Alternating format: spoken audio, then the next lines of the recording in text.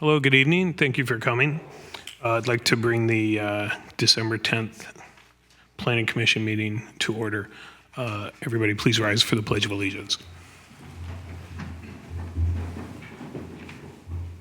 I pledge allegiance to the flag of the United States of America and to the republic for which it stands, one nation, under God, indivisible, with liberty and justice for all.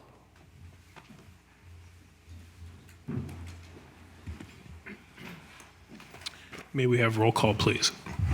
Commissioner John Ebnetter. Commissioner Ramiro Maldonado. Present. Commissioner Margaret Williams. Present. Chair Mike Etheridge. Present. And Vice Chair Ellen Mallory is absent and excused. Okay. Item 1 on the consent calendar is review and approval of the minutes from the November 12th meeting, and they have been revised for some feedback from our staff meeting yesterday. Did any of my fellow commissioners have any comments or additional edits on the minutes that are presented here?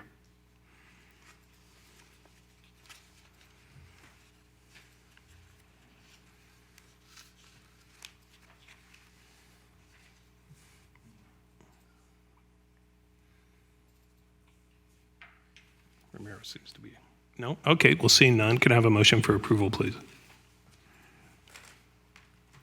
I'll move to approve the meeting minutes of November 12th, 2019. I'll second that. Okay, all in favor? Aye. Aye. None opposed. Thank you. Okay. I think Commissioner Maldonado was absent, so I think he would be.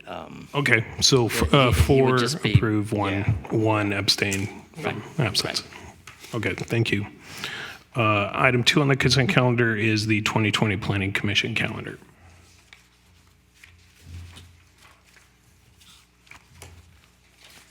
Nothing to report there. It's basically the same one as 2019, except the dates have been changed.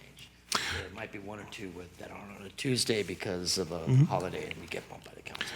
So Commissioner Mallory and I already had a chance to review with staff yesterday. Did any of the other commissioners have any feedback or thoughts on the 2020 calendar that's been presented? No. Okay, and can I have a motion for approval, please? I'll make a motion to approve. A second. Okay, all in favor?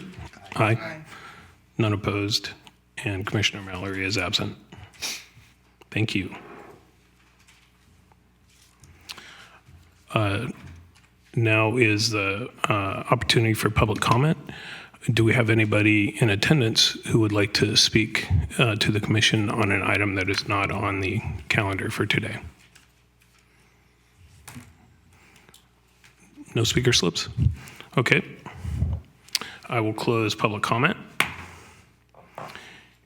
And we can go to item 3 on the consent calendar, the study session. Good evening, Chair Etheridge and members of the Planning Commission. My name is Wendy Lau, Associate Planner and Staff Planner for Pre-Application PA 18038. Before I begin my presentation, I wanted to direct you to one additional correspondence that staff received after the packet was distributed. Copies have been distributed to you at the dais. The project before you tonight is for the redevelopment of 7 privately owned parcels into a mixed-use project for office and residential use. The project site is located at what is currently 1600 to 1620 South El Camino Real and 1541 to 1537 Jasmine Street. The proposal consists of the redevelopment of the 7 sites into an office and residential mixed-use project. The project proposes 2 buildings totaling 74,990 square feet.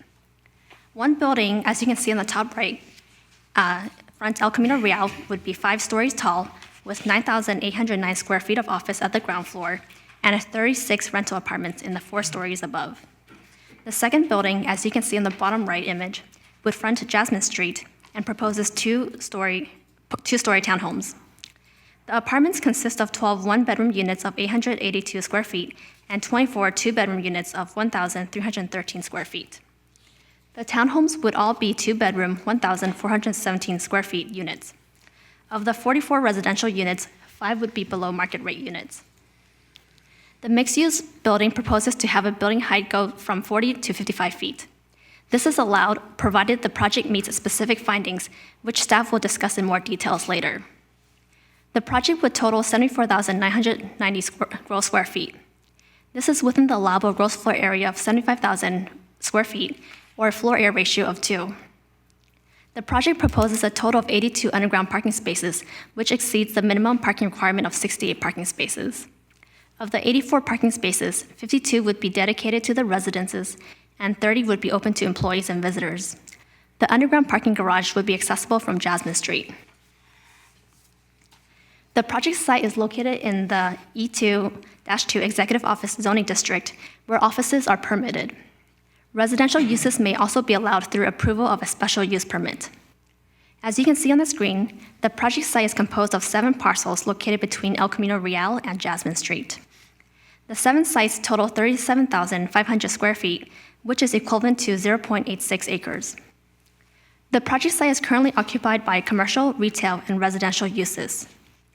The project site is located adjacent to a 4-story mixed-use building directly adjacent to the north, a one-story grocery store, Safeway, across El Camino Real to the east, a 1-story gas station directly adjacent to the south, and a 1- and 2-story single-family home and duplexes across Jasmine Street to the west. This project is subject to the Housing Accountability Act. Because the project proposes 11% very low-income rental units, the project does qualify for the state density bonus and parking standards. The project site is allowed a density of 43 dwelling units on this 0.86 acre site. With the allowable 35% density bonus, the project site is actually allowed to have a density of up to 58 dwelling units. However, the applicant proposes a density of only 44 dwelling units. Again, 5 of the units would be below market rate units at the very low income category. Because this density bonus project is located within half a mile of public transit, the project can use the state's reduced parking standard of 0.5 parking spaces per bedroom. The project is not requesting density bonus waivers, concessions, or incentives at this time. Staff did want to take a moment to note the background behind this project. The project initially only had 6 parcels and proposed 1 5-story mixed-use building along El Camino Real, with 44 residential units above the ground floor office. The parking would have been service-level parking located at the rear along Jasmine Street. After a neighborhood meeting, the property owner acquired another adjacent parcel. As a result, the applicant redesigned the plans. The revised project included modifying the 5-story mixed-use building, adding a row of townhomes along Jasmine Street, and undergrounding the parking lot, while maintaining only 44 residential units. This is the project before us tonight. One important element about this project concerns the building height. This project is located within the city's mid-El Camino Real area, which is the area of El Camino Real between 9th Avenue to the north and State Route 92 to the south. The general plan allows projects in this area to have a height limit of up to a maximum of 55 feet if approved by the City Council, and which meet the following 5 findings. The 5 findings concern public amenities and public improvements, building design, compatibility with the neighborhood building heights and land uses, and adequate infrastructure. Another important element about this project concerns the residential use. This project is located in the E2-2 Executive Office Zoning District. Here, office use is allowed, and residential uses may also be allowed through the approval of a special use permit. The required findings for approval of a special use permit are included in Attachment 8, which in summary, required that the granting of the special use permit will not have an adverse effect on the general health and/or welfare of the community and will not cause disturbance to the adjacent property by impacts such as traffic, odor, and noise. The applicant has held 2 neighborhood meetings prior to tonight's study session. The first neighborhood meeting took place on April 3rd, 2019, in which approximately 26 people attended. As previously mentioned, the applicant then voluntarily redesigned the project after acquiring another adjacent parcel and had a second neighborhood meeting on November 19th to present the changes. Approximately 10 people attended this meeting. The main concerns raised at both meetings included the location of the proposed driveway, where many people expressed interest in having a driveway off El Camino Real instead of Jasmine Street. Many people also expressed concerns about parking and traffic impacts and inquired about pedestrian and bicycle improvements along Jasmine Street. The meeting summary, including the list of issues raised during the neighborhood meeting, can be reviewed on attachment 6. Tonight, staff would like the commission to address the following issues regarding building height, building design, and the special use permit to allow the residential use. The first discussion topic concerns building height. Staff would like to gather input regarding the evaluation of whether the criteria to allow a 55-foot building height are satisfied. Specifically, what amenities and public improvements substantially in excess of city requirements should be considered in the request for additional building height. While the project does propose to underground the parking spaces, provides some seating along some landscaped area, and widens a portion of Jasmine Street, these do not appear to be in excess of city requirements. Staff encourages amenities and public improvements that would help address the neighbors' needs and improve the neighborhood, such as traffic improvement measures. Please note the amenities and public improvements will be studied further during the formal application stage, after more studies, including the traffic report, are conducted. Another question is the project of a high design quality, and what design elements should be considered in making this determination? The proposed 5-story building does not have its upper story stepped back, which are criteria in the Mid-El Camino Real 40 to 55-foot building height design criteria suggests, which would help to reduce the appearance of the building mass. In addition, the dominant siding material is stone panels. Staff suggests a larger variety of siding materials, and articulation is encouraged to provide visual interest and to help reduce the visual bulk. Staff would also like to note that a design consultant will be conducting a formal design review later during the formal application stage. Another question is, will the proposed building height be visually compatible with the surrounding building heights and be visually compatible with the surrounding land uses? The proposed 5-story building is located between a 4-story mixed-use building and a 1-story gas station. 1-story buildings, such as a grocery store and single-family residences, are located across El Camino Real and Jasmine Street. The second discussion topic relates to the building design. Staff is seeking input on the El Camino Real and Jasmine Street elevations, which is consistent with design topic number 1. The third design topic concerns the special use permit in order to allow the proposed residential use. Staff is seeking input if the proposed residential use is compatible with existing adjacent uses. As described earlier, the project is surrounded by commercial and retail to the north, east, and south, and single-family homes and duplexes across Jasmine Street to the west. Staff received a total of 12 public comment letters from 8 different individuals regarding this project. Most expressed concerns regarding traffic and parking impacts, as previously discussed. A traffic study will be prepared for the formal application to examine project impacts, including, but not limited to, analysis of nearby intersections. Additional comments can be found in attachment 9. Staff wanted to briefly explain the next steps for this project. After tonight's meeting, the applicant may revise the plans based upon the Plan Commission and public comment feedback. Afterwards, the applicant will submit a formal application. The formal application will include an environmental review, which contains technical reports such as traffic and noise studies. A shadow study will also be prepared. Finally, when the project is ready, the project will be brought to the Plan Commission for a public hearing for a decision. This concludes staff's presentation. Staff is available to answer any questions the Commission may have. The applicant is also here tonight to present their project and answer questions as well. Thank you. Excellent, thank you. Would the applicant like to come up and, do you have a specific presentation? Okay.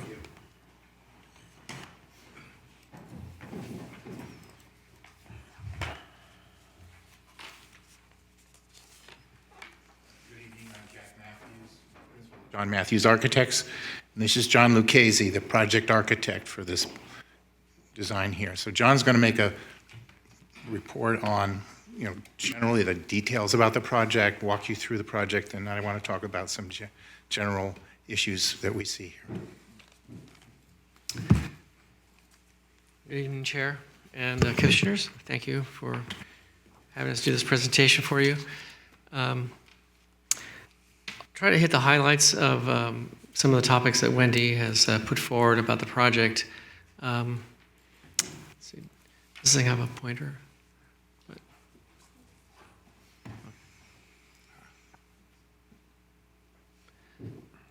But there's our site right there, El Camino, up and down. And then Jasmine is right here, the quiet neighborhood street. And we have had a historic resource investigation or report done already, and none of the existing buildings that are on site are historic in nature. And so they're all going to be gone as far as the project is concerned. The data page, we'll talk about this a little bit more, but the rendering here is a depiction on El Camino, and generally there's a bottom and a middle ground and then a top that's clearly defined in the architecture that we're trying to do.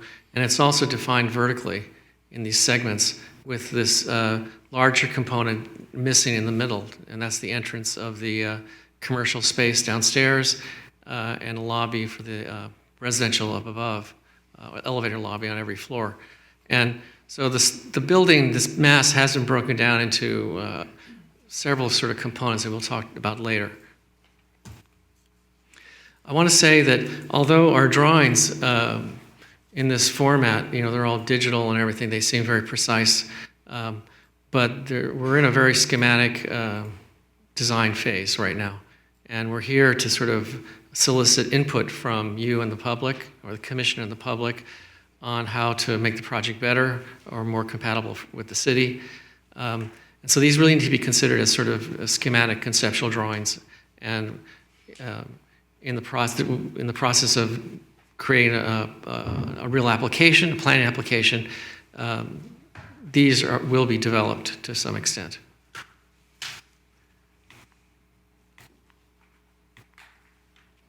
The ground floor, again, Jasmine here, El Camino here. El Camino, we're complying with the pedestrian master plan along El Camino and Jasmine. And so the sidewalk, right now, if you go by the properties, the sidewalk is, there's a commercial building, a 5-foot sidewalk, maybe 4.5 feet sidewalk, and then there's a curb in El Camino Real. This is now from the curb to the face of our building is about 16'6". And so it's really changed, or it's proposed to be changed, with a planting strip along the El Camino, a broad thoroughway, and then planting strip before the building. And then the structure of the building sort of being separated from the mass of the building, creating sort of an arcade here. 2 commercial spaces facing El Camino, here and here. Office spaces. Retail's not permitted in this zoning district. And if you notice, there's a large sort of public area there. It's not quite a plaza, but it's a large open space. This is where we expect to see the public art happen. This is the entrance to the lobby to go down to the commercial parking. And then the commercial spaces here, the offices, have their own private outdoor space. And then there's a courtyard between the large building on El Camino and then the townhouse, the sort of quiet strip off of facing Jasmine. So there's private landscape area for residents as well as commercial. These are the 8 townhouses here, and their main entrance is from front porches along Jasmine, as well as from the garage lobby here. So the residential parking below is secured and has a separate entrance lobby and from the commercial. Jasmine, again, like El Camino, we're proposing to improve the sidewalk condition there so that the pedestrian master plan ideas are integrated into the plan. So now there's a planting strip along Jasmine, and then the sidewalk, the walking area is inward. And in discussions with Public Works, there's also a desire to widen Jasmine a certain amount.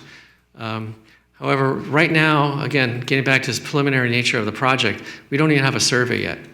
And so we don't really know how wide what we can do here. So until we actually get a survey, there's an intent from Public Works to widen Jasmine, but we just don't know how that's all going to shape up here.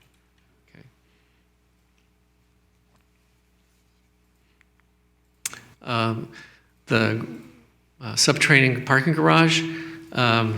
Wait. As Wendy mentioned, with the state density bonus, we're only required to have 38 parking spaces. That's half a parking space per bedroom. We're providing 52 resident parking spaces plus 4 EV charging facilities. And then for the visitors and commercial spaces, there's no exceptions there. We're complying with the the San Mateo zoning requirement for visitor parking for residential and for the commercial spaces. And those are all taken care of, along with 3 EV charging spaces. And we know that the building code and San Mateo ordinances are going to all change in 2020, and so we're going to need to increase the number of EV charging stations in the parking area, which means that this plan is going to probably get modified. And we also know from Public Works that they're concerned about the circulation of the parking area, especially from the ramp coming down into the residential area here. And this is the commercial and guest parking over here. So we know that this is going to be tweaked a little bit for the better. Typical residential level. Again, here, El Camino, majority of units are 2-bedroom. As Wendy mentioned, we have 24 2-bedroom units and 12 1-bedroom units in the El Camino block here. And again, you can see that the facade along El Camino and facing Jasmine on the tall building, they undulate in and out sort of, about every maybe 24 feet. And then this is the lobby, the indentation in the building sort of cuts the building in half visually, where the elevator lobby is here. And then on Jasmine, the townhouse units, the 2-story townhouse units with 2 bedrooms, 2.5 baths.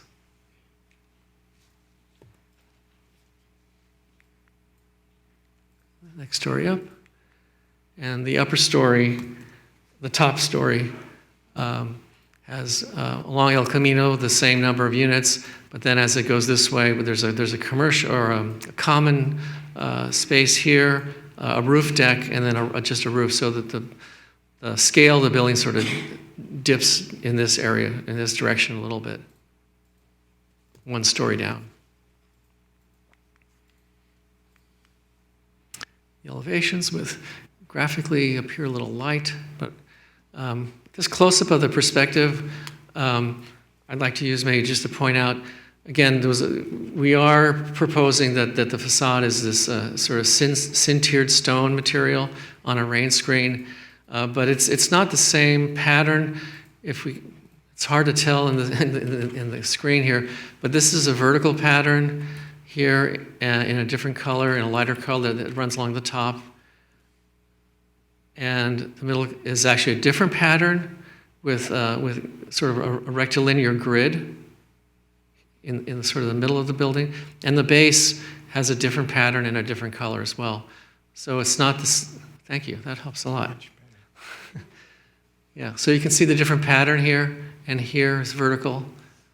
And then here is much more, almost like a rusticated look at the base, sort of the heavy, strong base. And again, the building goes sort of, forward and then back, forward and back along the way. It sort of undulates along the facade. These are the living rooms of the units. And in facing Jasmine on the backside, these are balconies. Facing El Camino, these are just French balconies with guardrails. But the roof is altered in the middle to sort of get a better height in the middle. So the change of the roof line is actually for the experience of the homeowners or the renters in the spaces.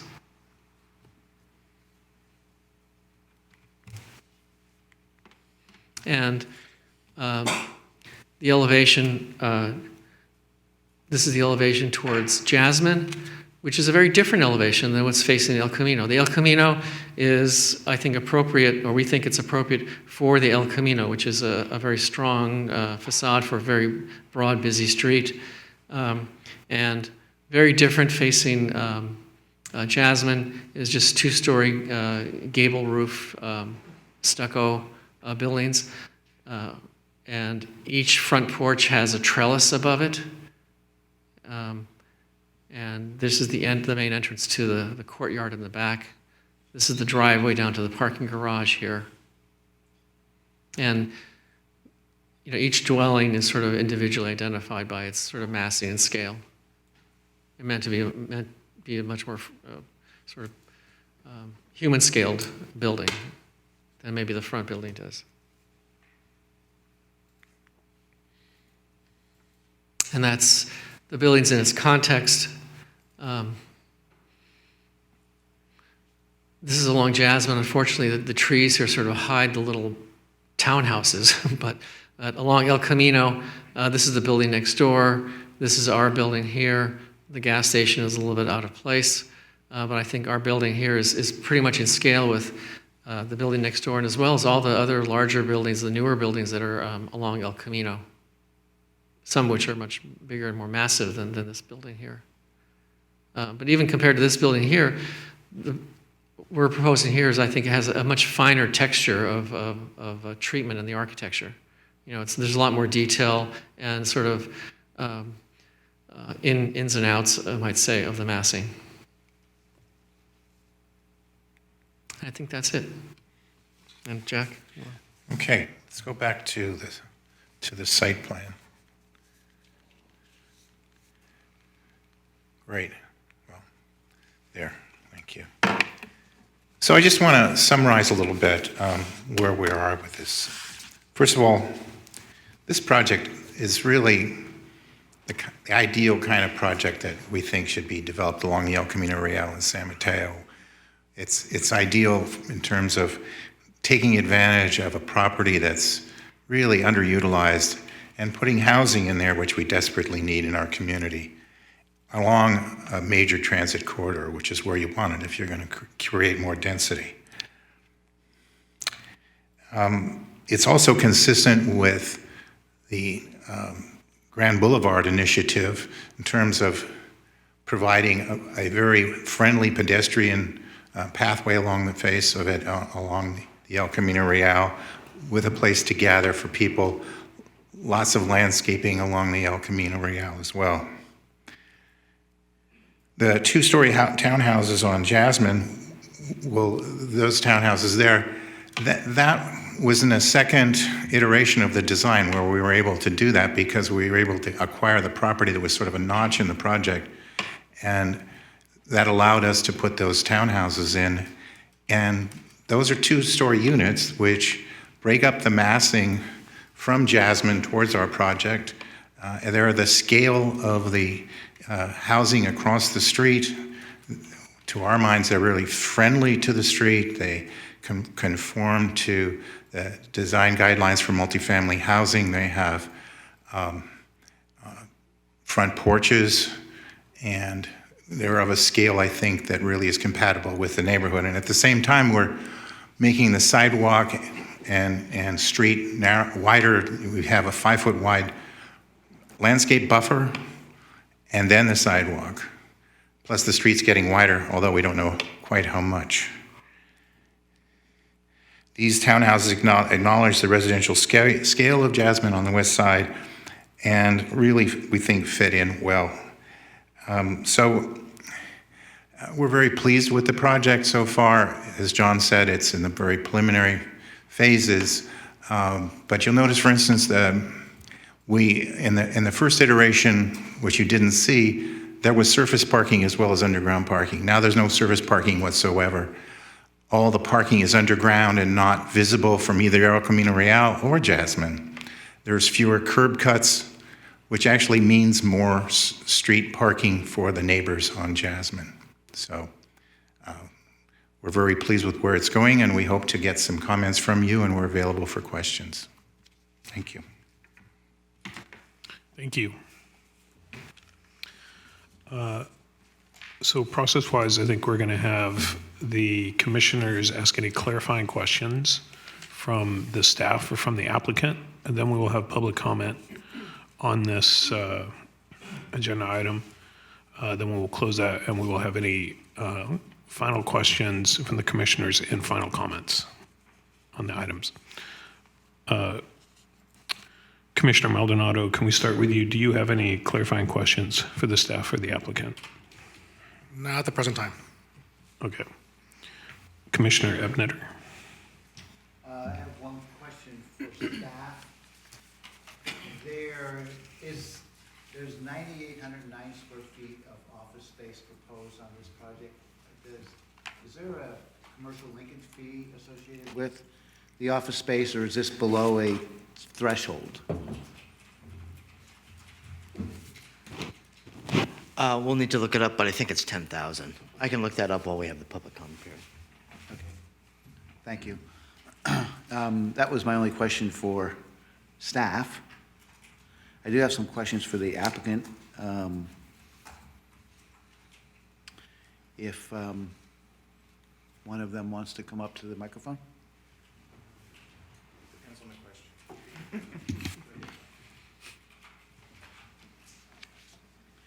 question. So how come, or how did you figure out the sizes of the units, and why have you stayed at 44 units when you could have gone to 58? A couple of things. Actually, that was in my notes. I didn't mention it. Parking limitation, height and bulk concerns, and specifically the type and mix of units, which the majority were to be 2 bedrooms of about the size that we're looking at. And that's a program requirement of our client. Okay. And had you considered any 3-bedroom or any studio mixes in these? We have not studied 3 bedrooms. We in the original scheme, we had some studios, and they were eliminated. Okay. Is there any way to use the commercial parking space as a swing space for the tenants at night, or that would be too cumbersome? I think it's something that we've often discussed with staff on projects in the distant past. But I don't know what the form there. I don't know if there's a formula for doing that or a process. Okay. It would be a nice thing. Sure, sure. That's it for now. I'm sure I'll have some follow-ups. Okay, thank you. Commissioner Williams. Yes, I have a few architectural questions, mainly kind of dimensional things. I think it's an interesting project and an interesting kind of phased massing from the buildings across the street on Jasmine to the 2-story to the larger buildings. So I had a few questions about dimensions. What is the dimension, do you think, between the 2-story unit and the El Camino building? Looks like maybe 30, I saw a dimension. I don't have it memorized. Well, that's okay. That's something that, it looks pretty It's pretty big. substantial. Yeah. And, you know. Well, part of it is the. I mean, it might be like 40 feet or more, but okay. If you're just the story above is this line here. Right. Okay. Yeah, not that line. That's true. So this is the apartments above, right here. Okay. Okay, and so really the distance is from here to there, and then these are private yards or decks for the townhouses here, and so what's really in between is just this planted area here. Okay. And so, and then part of this we want to give to the commercial spaces, you know. So this little space here is really their outdoor space. But I can get you that specific dimension, but not right now. Well, that helps. To note that the second floor is closer, so. The other question, or the other comment and question, looking at the elevations of the I'm just kind of comparing, the neighboring sites and the dimensions. And one of the things I like is the roof form on the Jasmine Street units. They look pretty steep. They look like maybe 5 and 12 or something like that. Yeah, they might be 6. So, yeah, okay. So I feel like that doesn't necessarily relate to the El Camino buildings or the other houses on Jasmine, but I think it's really attractive to have that steep roof, so. Yeah, we wanted to sort of make them be identified as, residential and very different from the commercial building on El Camino. Yeah, okay, so 5 or maybe even 6 and 12 is a nice look. Let's see, dimension, I had another couple clarifications. Actually, I see some of it's already in here, I missed it earlier. Comparison of the front yards on Jasmine to the, typical front yard, it's a 20-foot setback probably for a house across the street? Do you Our have- setback is about 16. Okay. Yeah. So it's close, but, let's see if there's anything else. I think that was it in terms of kind of clarifications and questions. Okay. Oh, I'm sorry, I did think of one other thing. I wanted to clarify, this is regarding the windows in the stairwell on the El Camino buildings. It looks like there's a glassy sort of front on the El Camino side, and then, yeah, right there it shows. And then on the left side there, where the stairwell is, right in the middle, actually, this is the top floor, so it shows like punched windows. But then on the lower floors, it looks like it's like a curtain wall, or, like a, Right. I guess, curtain wall system. And I just wanted to clarify that, if that's what I was seeing. So it is very open in the stairwell? Yeah. Okay. Yeah.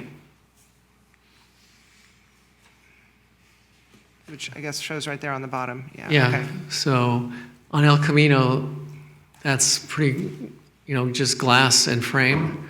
And then this is along facing Jasmine, not on Jasmine, but that's all glass. And it's just the very top level where you get to the top. We just changed that pattern of glazing to sort of work with the top of that building, because that's that different color. It's the white. We just wanted to make that continuous. And so we also changed the window pattern there. Okay, I just wanted to confirm that, because I have some thoughts about that, but, okay. That's all the questions I have for now. Okay, thank you. Okay, I had a couple questions for staff first. With regard to the possible Jasmine Street widening, I believe it was mentioned that there needs to be a survey held, but what is in looking at the site, it does strike me as a pretty narrow street. Do we have any idea right now of what the width of the street is right now and what the widening would possibly change it to, and how that would accommodate different size vehicles? Sure. Hi, I'm Karen Maglianis. I'm the Public Works Engineer for this project. So based on our map records, the right-of-way on Jasmine Street is 60 feet, and then approximately face of curb to face of curb, the width of the street is 30. So that could create maybe, and then as John mentioned, there would still need to be a survey, but possibly 15 feet from face of curb to the property line, approximately based off of our records. But once again, that would have to be determined ultimately through the survey. But that would mean that we could maybe widen it to like 5 feet. Right, so widening 5 feet and then the 10 feet for the sidewalks. Yeah. Okay, so it would be 5 feet difference.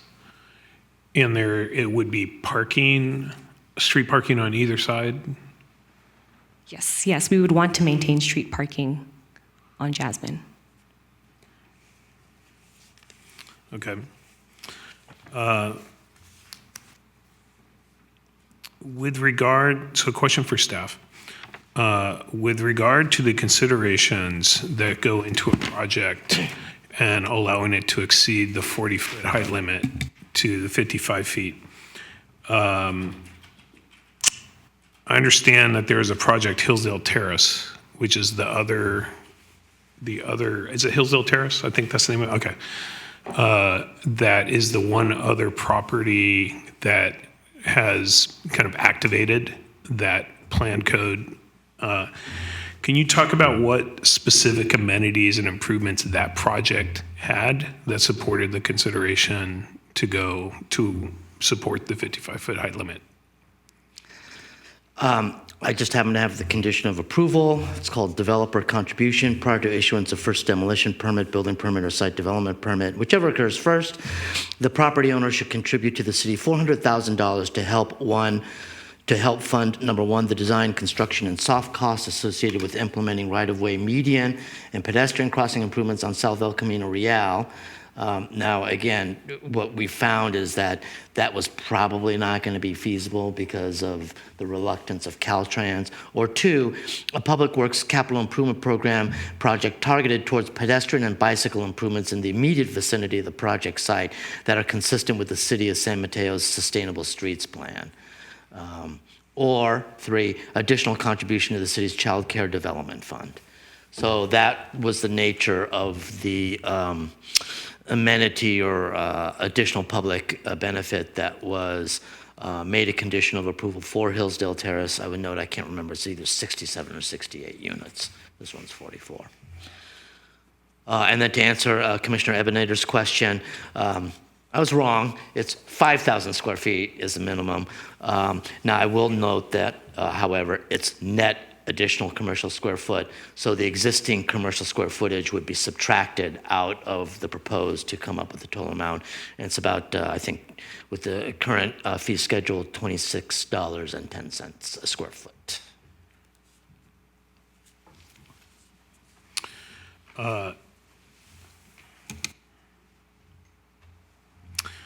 Does the housing, okay, another question for staff. Does the Housing Accountability Act have any impact on objective development standards when you're making a consideration around a property's qualification for the 55-foot height limit? I'm trying to correlate the two, the objective standards with the height limit. The first part of your question is, the answer is the city's standards have to be objective. They have to be codified somewhere. And the second part of your question was, how does that relate to getting the extra 15 feet in height?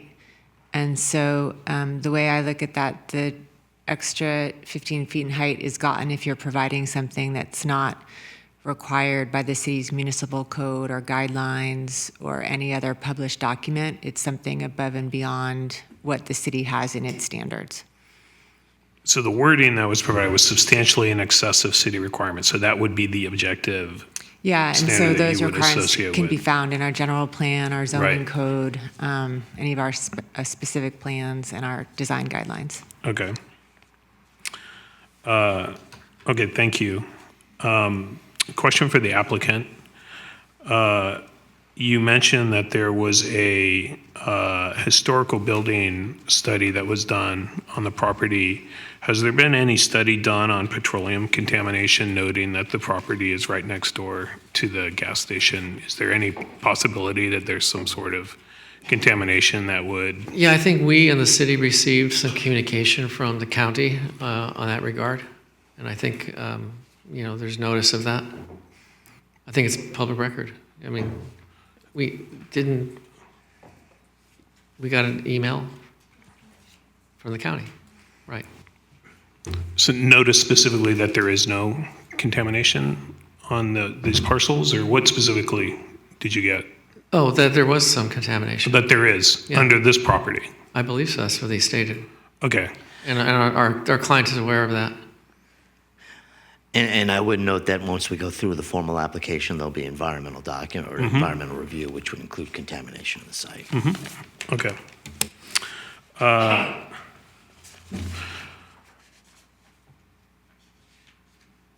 I had a question on the parking garage, but the applicant mentioned during the call that you're looking at the turn, because it did look in the parking garage. It sounds like you are planning to revisit the turn, because that looked like a very abrupt turn for Right. vehicles. So you mentioned that, so I won't go to that. I'm not sure if this is a question for the applicant or staff, but what would the proposed frequency of recycling and trash pickup be with regard to the two? And I know it's early in the design stages right now, but right now, the way that it's presented, there's a north trash station and a south one. What would be the frequency of those? Because I know along the Jasmine, there's a weekly, the residents there have a weekly. Would that be different for this property along that street? The applicant would be required to have a letter of approval from Recology with the service level agreed upon, which they will resolve during the formal application stage. Okay, so it's to be determined. Correct.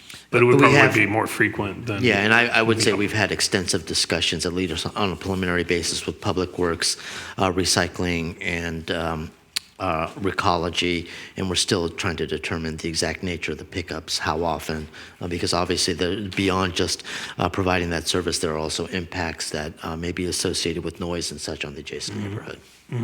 Okay. Okay, thank you. I didn't have any other clarifying questions for staff or applicant at this time. So we will go ahead and open it up for public comment if we have any speaker slips. Okay. Anybody who would like to come up and speak on this project, please do come up and you can fill out the slip after. We do need you to fill out the speaker slip after you speak at least.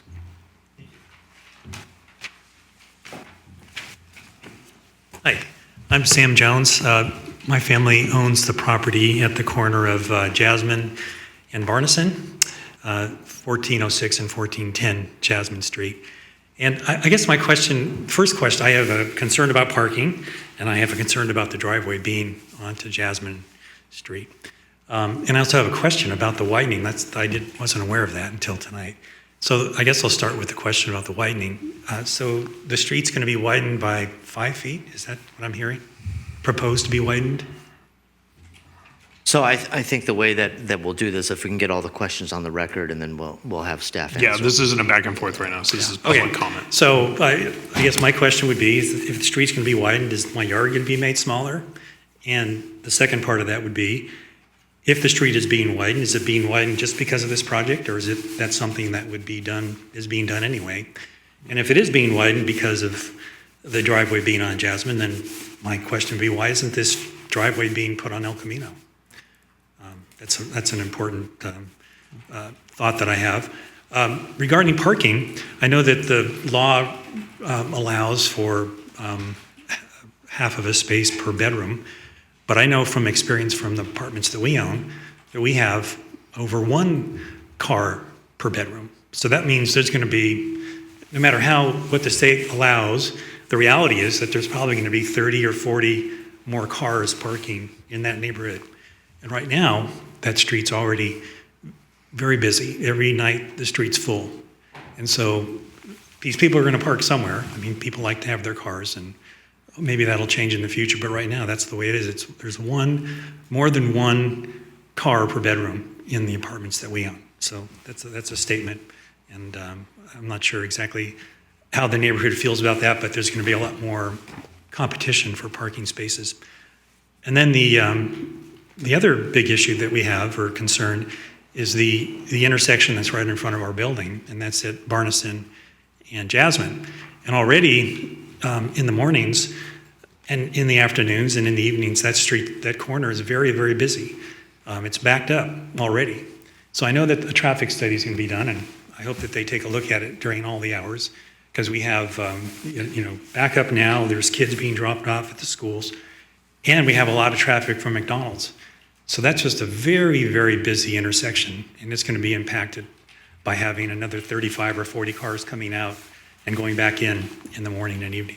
So those are my comments, and look forward to seeing how those are addressed as this process goes on. Thank you. Thank you, Mr. Jones.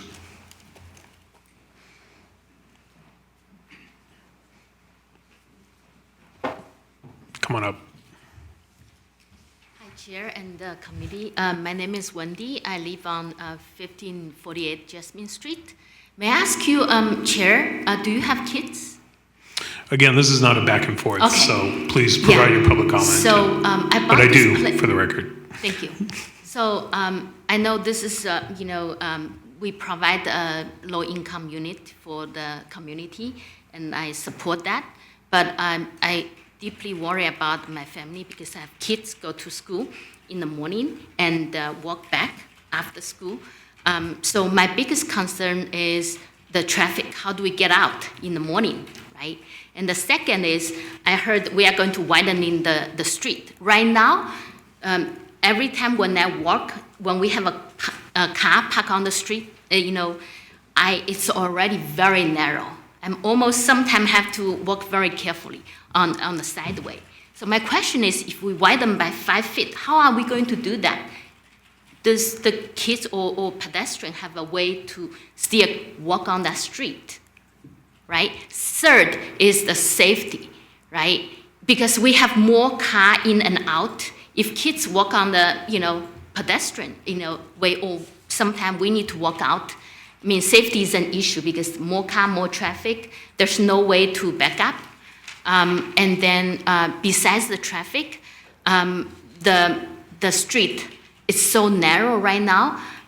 Even when we have a car on both sides, sometimes when I drive, when I see the car come from the opposite side, I can, stop and, find a place to park and stop, and the car can come over. But in the case when the street get very busy, I have no way to stop how the traffic is going to, when that situation happen, when I have no space to back, how that's going to happen, right? Especially during the, those 2 to 3 years when the building is done, there are trucks also going through that way, right? Or the truck back into my parking lot, right, in my parking garage, right? How that's going to be addressed.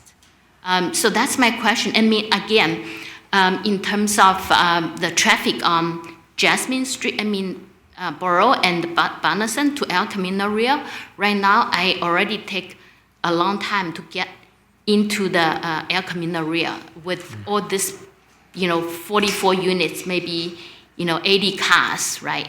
Mm-hmm. I don't know how long it takes for me to get out of my home. Those are my major concerns. Thank you. Thank you. Please remember to fill out a speaker slip, but thank you for your comments.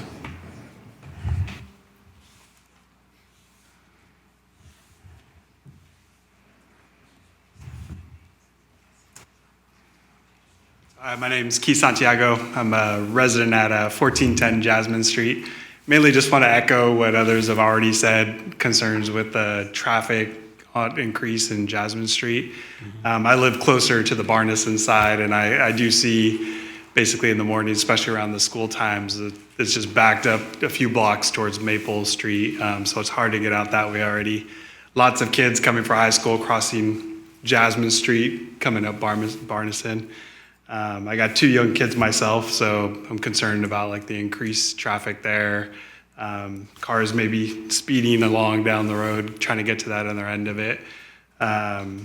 So just really would like to echo if they're to have it considered, having the driveway come in off of El Camino rather than Jasmine Street. I know that the plans doesn't really allow for it in its current vision, but just really concerned about that. Increased traffic and safety considerations. Yeah. Okay, thank you for sharing your comments. Please fill out a speaker slip.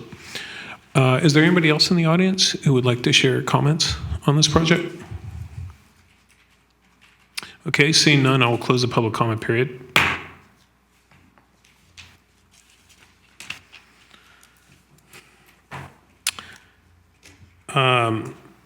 I think one of the questions that that was brought up that I think is appropriate to discuss is what is the time, if there is a widening that is done of the block, what would the timing of it be? Would it be at the same time that this project is happening, or would it be like its own separate project? I think that's a question that I've heard here.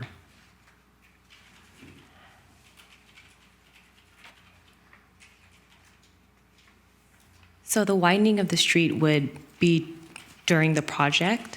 So usually the public improvements would be once the construction is finished, so they can do the sidewalks during that time.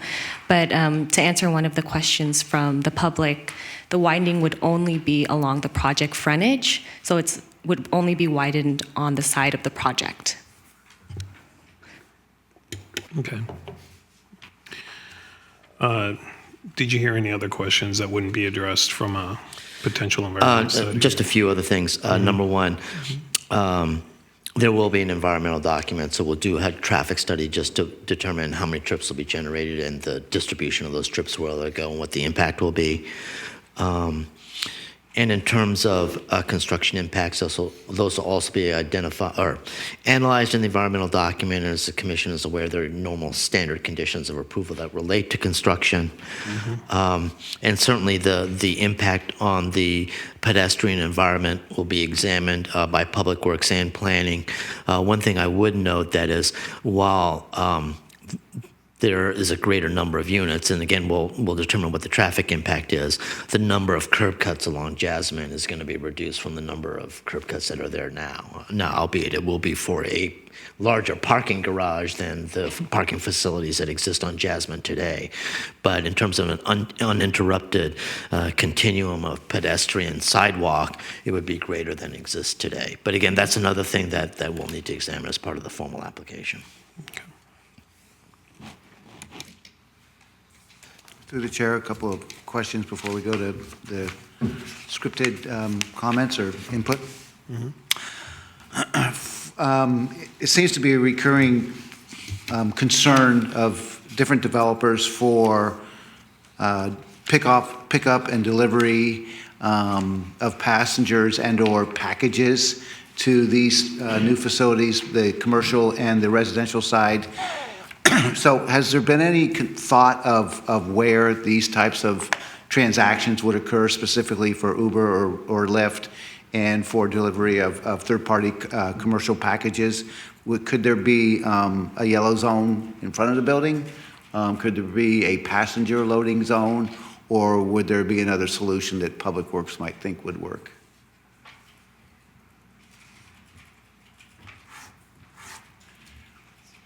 Loading zones are typically not in the public right-of-way. They would have to be provided on-site.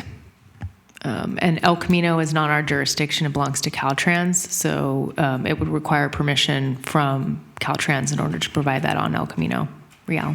Okay. Seeing that there's limited parking on the El Camino Real and on Jasmine, apparently, I would think that getting people picked up and getting packages delivered might be something that the project would want to consider alternate methods for.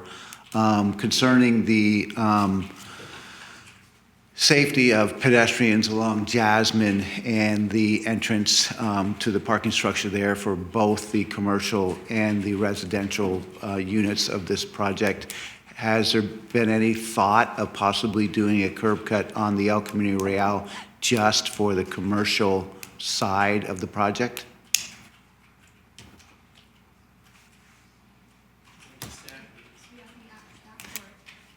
Whoever might have an answer. That alternative has not been looked at yet. So far, according to our code, we don't allow new curb cuts on arterial roads, so that's why it's being eliminated on El Camino Real. And then it's not our right-of-way. It belongs to Caltrans. Correct. Okay. There already a driveway on El Camino Real for the current space. It's being eliminated as part of this project. But we have it before this project started. Ma'am, this is public comment. If you have further questions or comments after the meeting, you're certainly welcome to bring them up, but we're not having an audience thing here. Thank you. Those are my questions. Okay. Ramon, did you have any other questions before we went to, okay.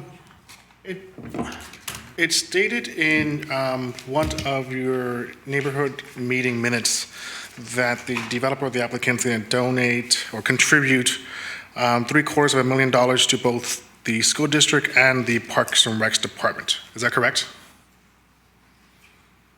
The developer will contribute about $750,000 each to the school district and Parks and Rec department. That's news to me. Certainly, there are fees that the developer has to pay. There's park in lieu fees and school fees, but additional contributions, I'm not sure our client was prepared to do that. That would be additional public benefit, I suppose, but I'm not aware of that. I mean, we'll calculate, once we get through the process, any project is going to be subject to school district fees. Residential project's going to have to pay a park in lieu fee. You know, I don't think anyone has figured out what the magnitude of those fees are. Those fees, by the way, are required by the city, so those are not additional public benefit. Those would be fees that would otherwise be required. So, again, when we talk about a public, an amenity or public improvement substantially above what is required by the city, the first thing we do is we establish a list of what is actually required, and then we move on to what is above and beyond the city's requirements. Okay. Thank you. Additional question. So looking at the bedrooms that you're looking to have here, they're more tailored to families. Is that correct? For the two bedrooms in the townhouse? But in neither of your designs, you have no family amenities besides the community room on the 5th floor of the property facing El Camino. Is that correct? So are you looking to have any type of family amenities on either the townhome or on the other building? Because the only one I see is on the 5th floor on the El Camino side that you have what's called a community room. That's an indoor space. There's also, there's a lot of community outdoor space here. That's all that's all common space. So, but that's all common space that's shared between the commercial and office space and Yes. the residents, correct? Correct. So there's no separation of a family area for kids or things like that? Like an outside gymnasium, maybe outside the play part of this area? area could be developed for I'm not quite sure what you're referring to. Because A playground? like a playground. Well, I mean, maybe something here in this outdoor space. There's a huge swath of outdoor space. Maybe we could develop a playground there. Okay. It's common space. And then Okay. each townhouse has their own backyard too. And the units have balconies that face Yes. Jasmine. Okay. I'm looking not for more quite sure that- I'm also not quite sure that- outside space, more green space, more places where if we're looking to have two bedrooms where there'll be a family of four with kids, some area where they can go and play outside. So yes, so like play structures or things like that outside. Yeah. I don't think it's always automatic though to assume that two-bedroom units are all family, Okay. spaces. I think that's it for now. Okay, thank you. Any other questions, Commissioner Williams? No questions. Okay. Well, before we go to final comments on the agenda items for the commissioners, I did have a question that it did seem unusual to me that there was almost 30 neighbors at the April neighborhood meeting, and then there were 8 at the October neighborhood meeting. Why do you think that is? Was it like in a different location, or was it, because it seemed like there was a pretty robust involvement? There are multiple factors that I don't know why there was a decrease in number of participants in the second meeting, but yes, it was at a different location to accommodate more people actually. The project also was redesigned, so maybe some neighbors became satisfied with the project, but I just can't speak for the neighbors that didn't show up to the second meeting. Would the applicant have another neighborhood meeting after revisions from the study session before the planning, or would that not be contemplated this time? That's not part of our normal process. The next step would be the Planning Commission formal public hearing. Okay. Can I ask the applicant, do you plan to have another neighborhood meeting or no? After you revise the plans? Or do you not know at this time? I don't see any harm in doing that. We can have another one. Are we required to have one?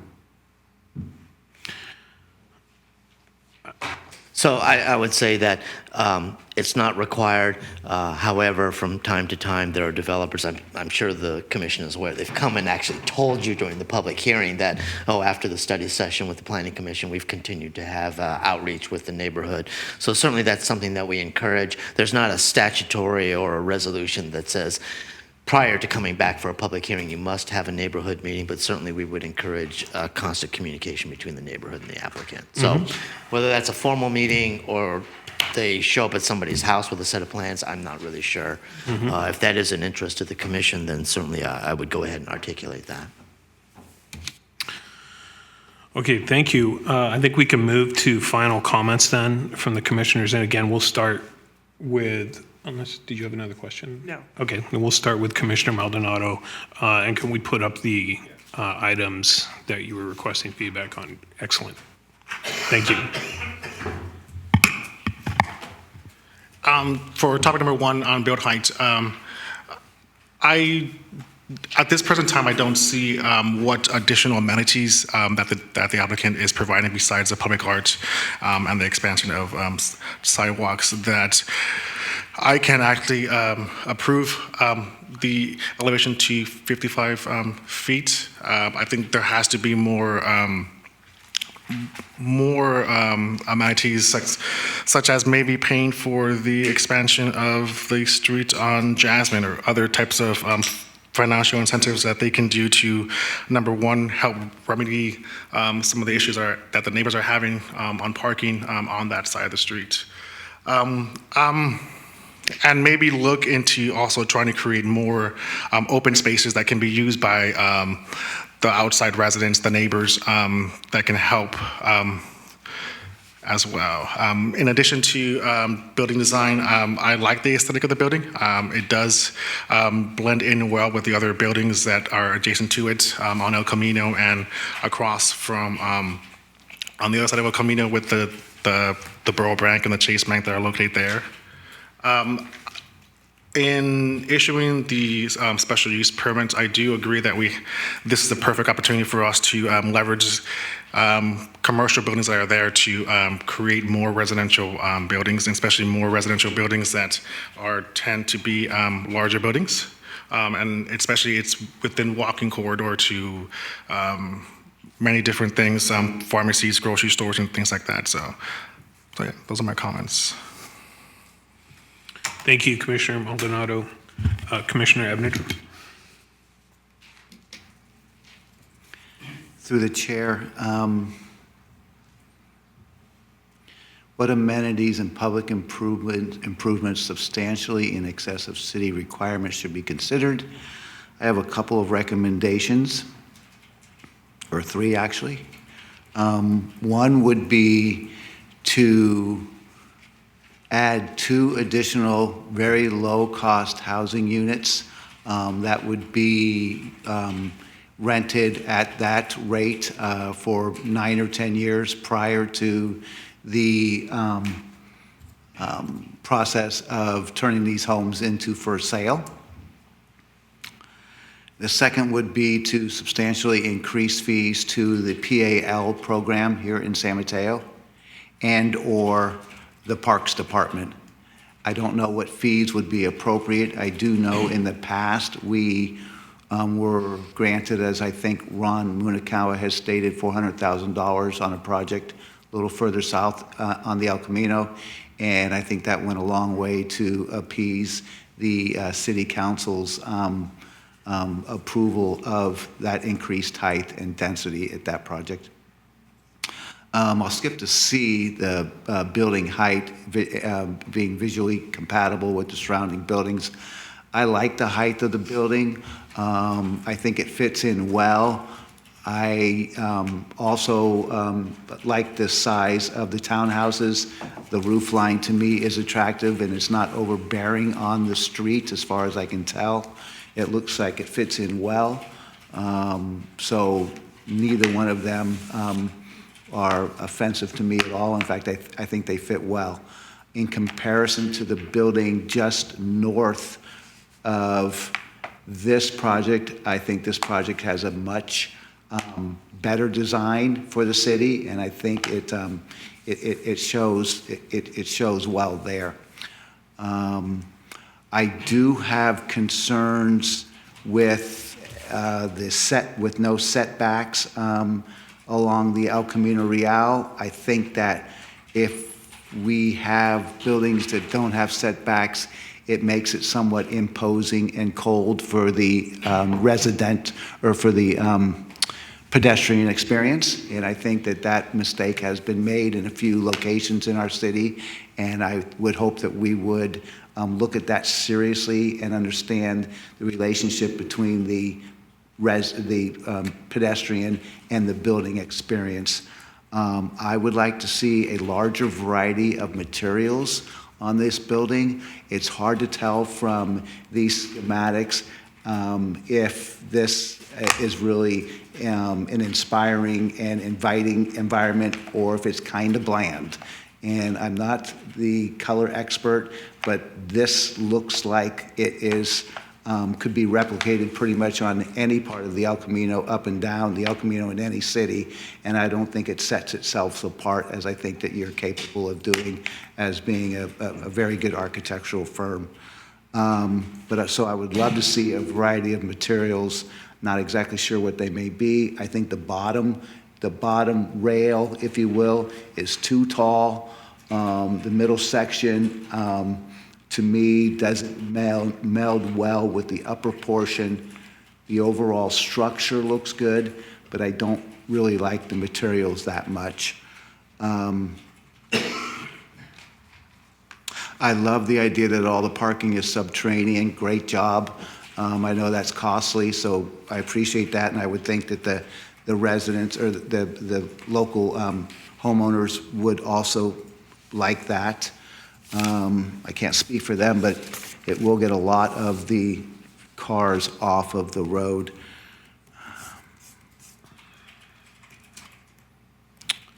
The open space to me looks great. I hope you use a lot of permeable surfaces. I would also like to see some type of typical play space for the children. There obviously will be some children there. I would like to see at least a look at a larger variety of sizes.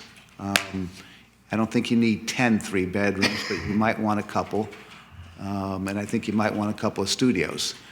Everybody has a different formula. Every time we see residential components, there's always a mix, so I understand it's a challenge. But I would like to see if you could have a couple more sizes thrown in here. As it pertains to the special use permit, I don't see a problem with it. I think it fits in this neighborhood. I'm concerned, of course, about traffic and specifically around pedestrians and children. If there's some way to get some of that relief off of Jasmine and move it on to the El Camino, I think it would make it a better fit for Jasmine. It is a small street. It's already impacted, and I think that needs to be a concern for the development. And those are my comments. Thank you, Commissioner Ebner. Commissioner Williams? Okay, sure. I have a few comments, and I'll talk to these points first. In terms of the building height and whether it meets the criteria for the additional 15 feet. On item A, what amenities and public improvements could be considered, I have a couple of thoughts. The first one would be that it could be required to be, and I'm not sure if this is feasible or not, but it could be required to be LEED certified or LEED silver, or to have, if that's not something that's something that can be required, then perhaps solar or PV panels in some part of the project. The other thought I had to try to address that item would be if there was a way to get additional parking, but I mean, I look at the footprint and I look at the parking layout and I don't see that. I mean, it looks like you've maximized it and you've met all the requirements. So And like you said, I guess the new code is going to require additional electric charging stations, which don't count as parking spaces. So, which is sort of too bad they don't count, but, so you already have a challenge, I guess, just trying to get it all in there. So I'm not sure what other amenities, but those are lead requirements or solar requirements are one possibility.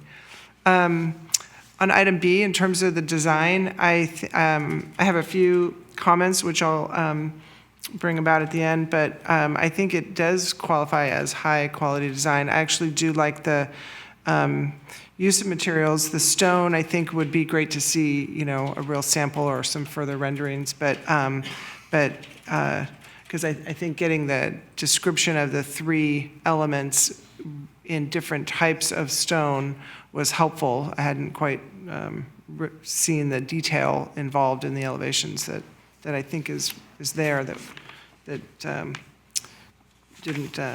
wasn't aware of at first. I think that there's a nice carryover of materials between the two projects, between the two building types.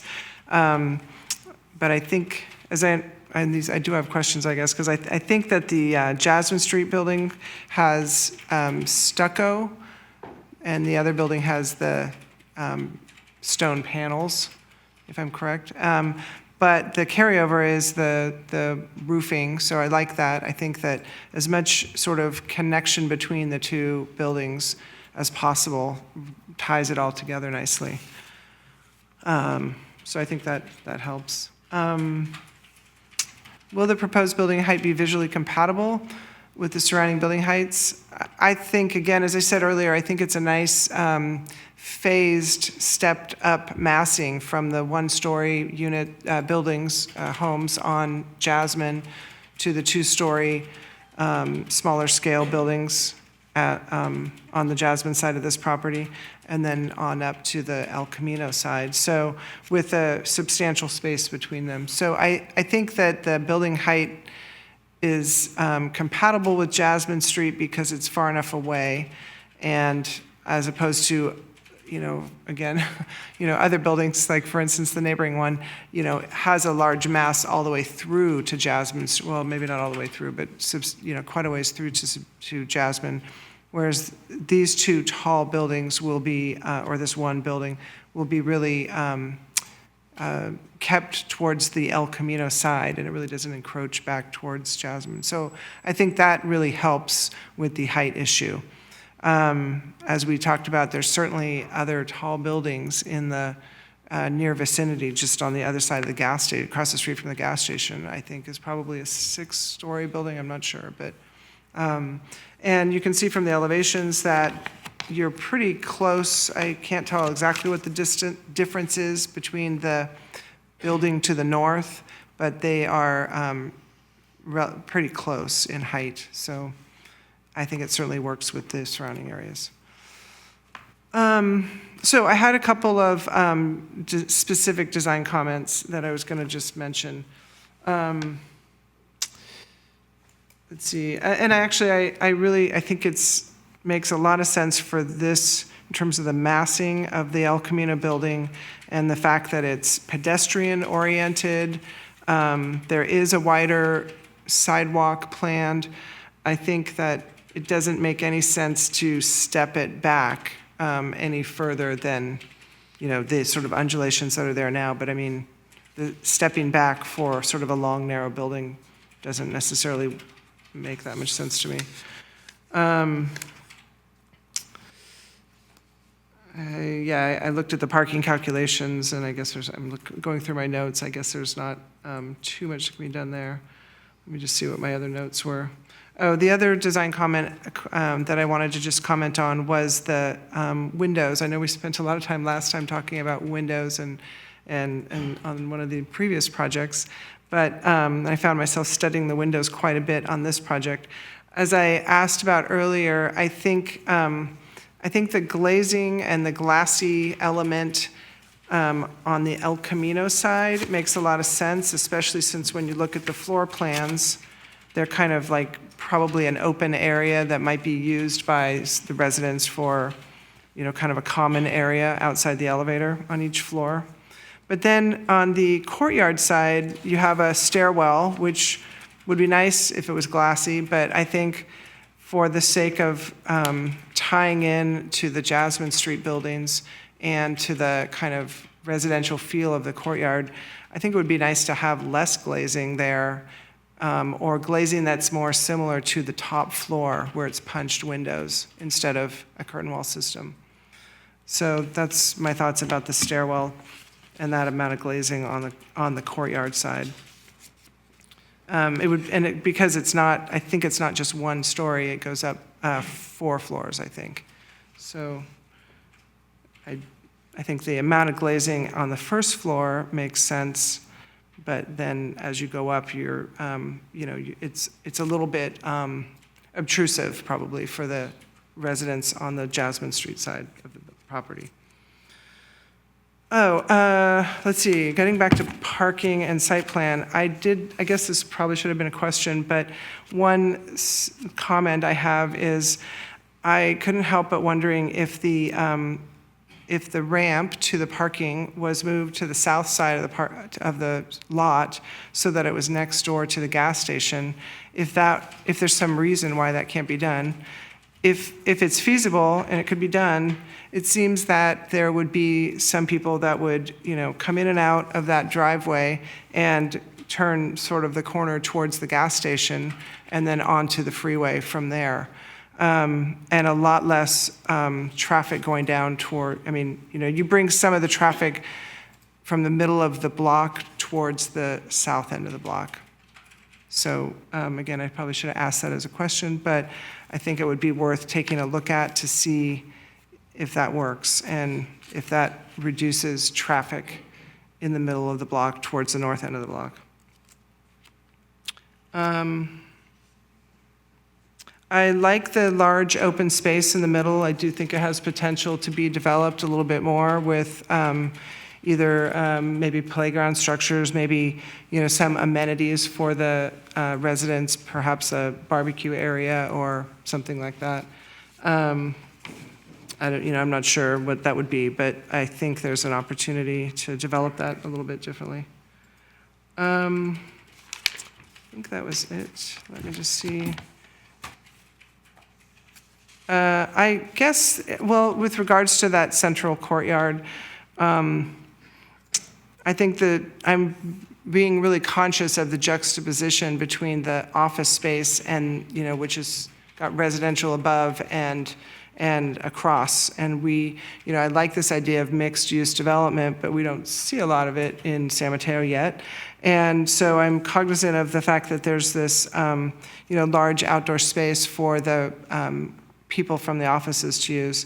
And I'm wondering if there's a way to enclose that more than, like with a taller screen, so it's a more private space. Eating their lunch outside and people that are living across the courtyard. And I don't know if that's,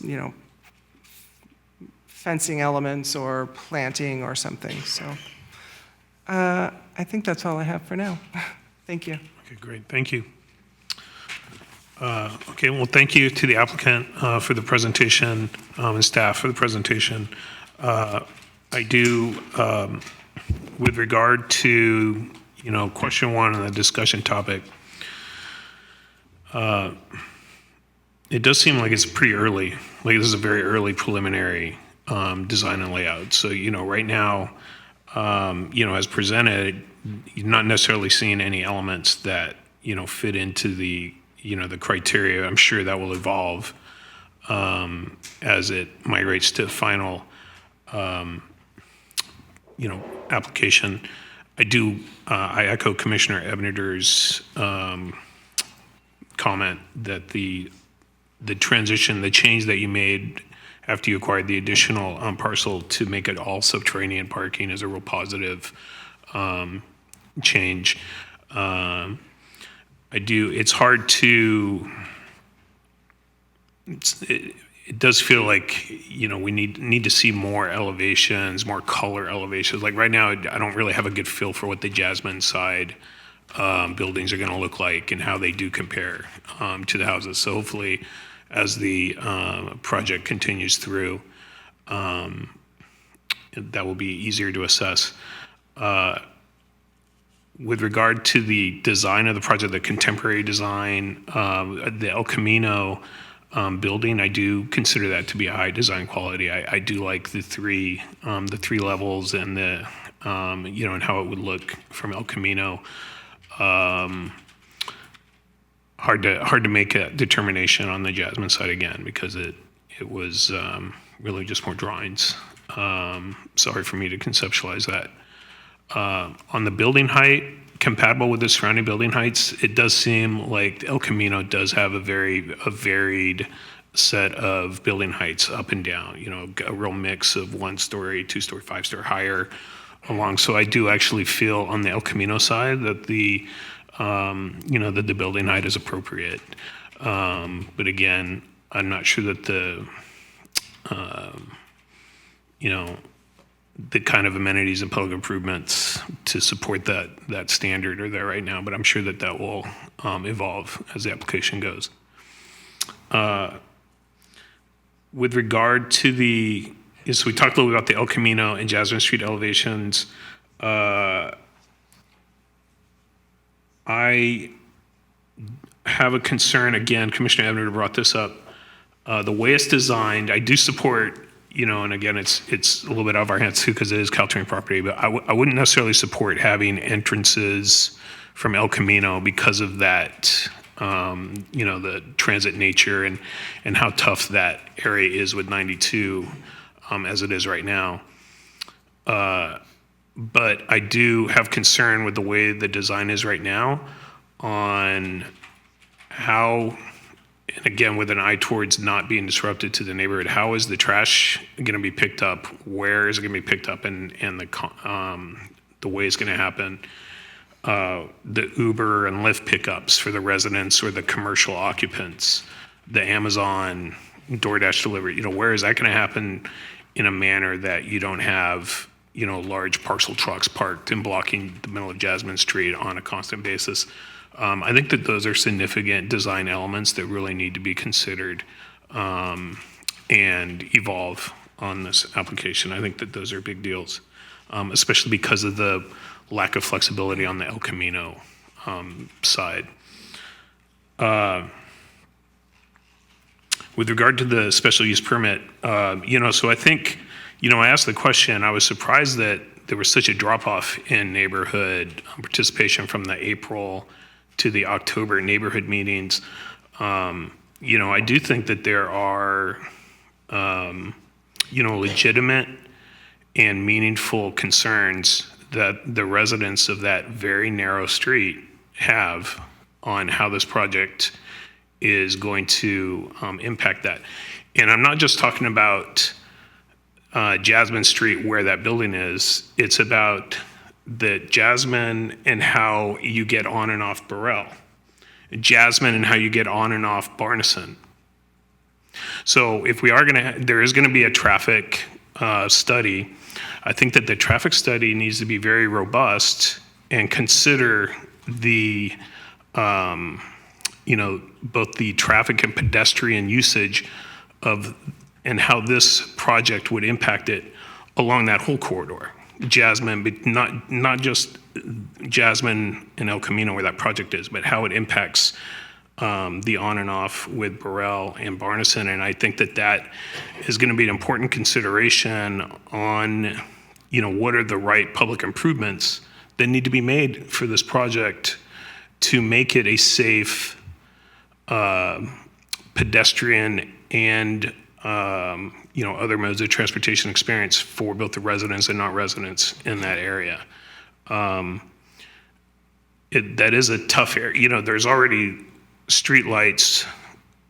multiple streetlights along on Burrell, and then up where 92 the on-ramp is. So I don't think you could put like another streetlight right there, but it does seem like there needs to be some consideration around crosswalks or pedestrian access, because this is 44 units of people who are going to be walking over to the Safeway or to the Starbucks, which is my big hangout. And so I think that is, sometimes I feel like these hexagon traffic studies are lacking in the kind of comprehensive detail and assumptions and multiple days of observation and truly meaningful, data to help the planners make decisions. That's been my experience. I really feel like this is a project that really demands a really thoughtful and comprehensive traffic study, both for the project itself and for that neighborhood. And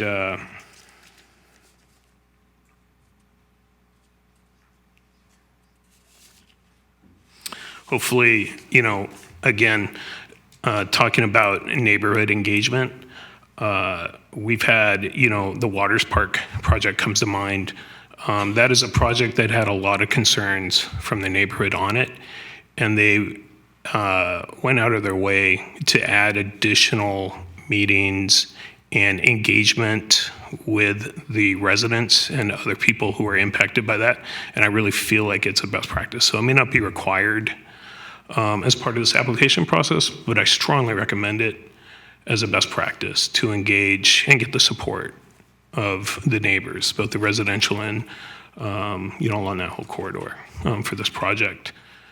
And so those are my comments. If I have additional comments. Please. I was thinking about a couple of things, and one is something you said. And maybe could you pull up sheet A2.1, the site plan?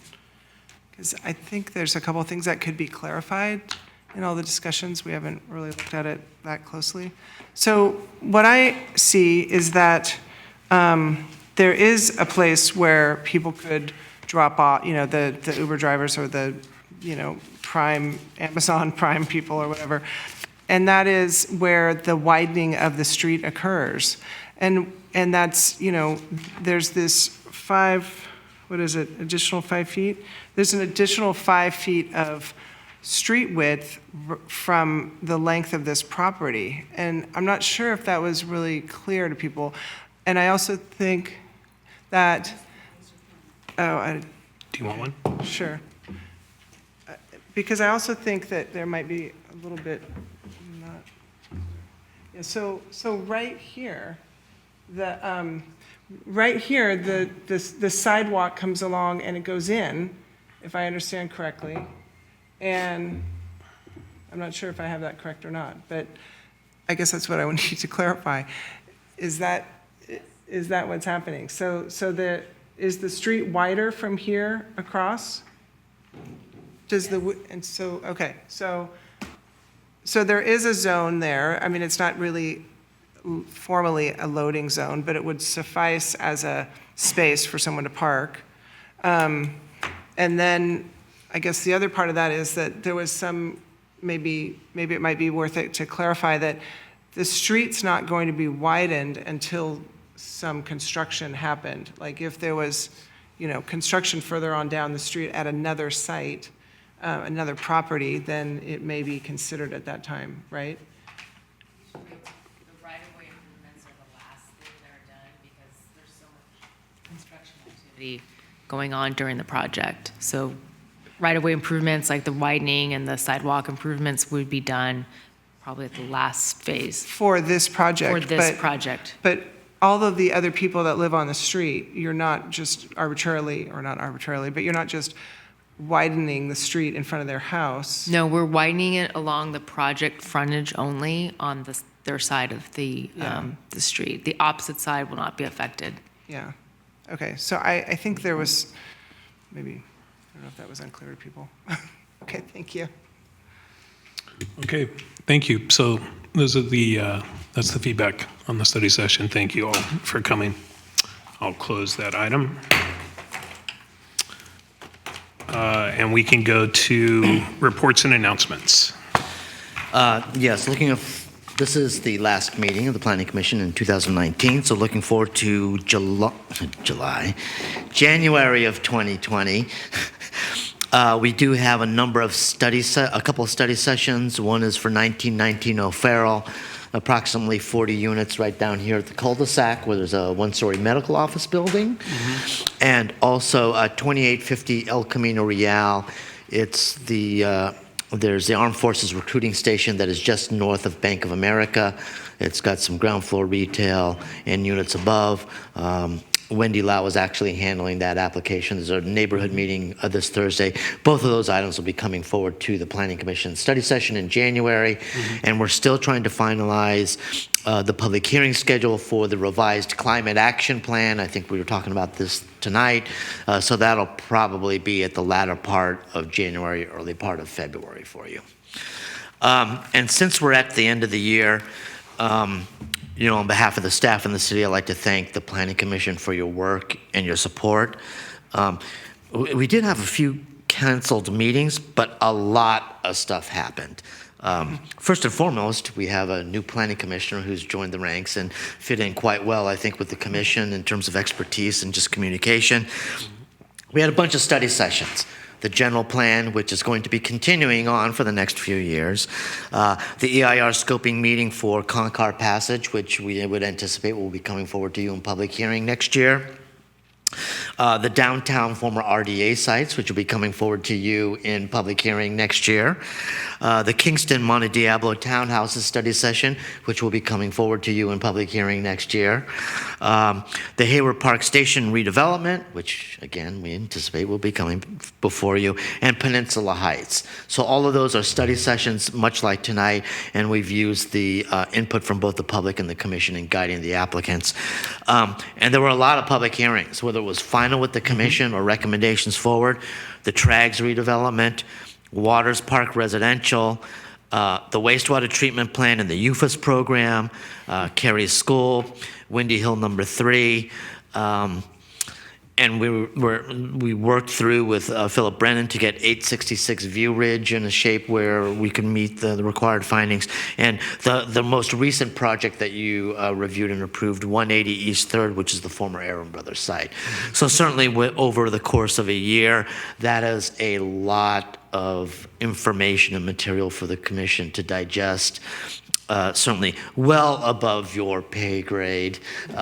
So again, on the behalf of the staff, I think the one thing that staff does appreciate is that there may be differences of the way that the commission may see it from staff, but it is always handled in a very professional manner with the understanding that we're all on the same team and we're all on the same page in terms of making San Mateo a great city. There may be some differences of opinion about how we get there, but in the end, we're all trying to work for the same purpose. So again, there are some examples where maybe that doesn't occur in other jurisdictions, but we have always been very fortunate in our relationship with the Planning Commission. Certainly we'd see that continue. So again, on behalf of the staff and the city, thank you very much for your work this year.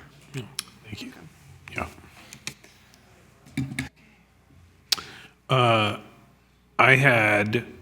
First of all, I wanted to just ask a quick question. You laid out the things that are on the agenda for the next couple of months. When would you expect that we might get I know it's like a move, there's like a high velocity of changes going on with state laws, et cetera, but when would you expect that we would get kind of an update or catch up on where the state laws that are coming online I've prepared some updates for staff, and so we could do it at Planning Commission whenever there's an open evening. Or if the Planning Commission could prefer, I could prepare a memo to the commission. I think it might be, if it doesn't have to be a part of a formal agenda item in a meeting, I think it would be valuable for the commissioners to be as up to date as possible. Staff view on the developing So laws. would you prefer like a memo form or a presentation? I think just the facts, the memo Okay. of how the city's interpreting these things and how it impacts us would be fine. Okay. Maybe easier. Okay. And maybe after you review it and you decide, okay, we need some more amplification, certainly, I think Gabrielle's given a couple of presentations to the planning staff that have been very helpful. Yep, So. yep, that's great. Well, And there's a lot of them. yeah, it is. That's why I'm asking. It's like, I just want to make sure that we're, up to speed on it. But yeah, well, I just want to echo Ron. Thank you all for everything you do. It's a pleasure. I know I really enjoy being on this commission and working with all of you. And this is, and that includes my fellow commissioners. So, for the record, I want you all to have a happy holidays. Yeah, I've been really happy to be a new member of the commission too, and it's gone. It's been more enjoyable and more interesting, and easier in terms of understanding it than I anticipated. So it's been a really positive experience. So thank you, everyone, for having me. All right, I think it'll be interesting to end of the minutes there, but we'll go ahead and close the meeting. Thank you all. Happy holidays. Yes.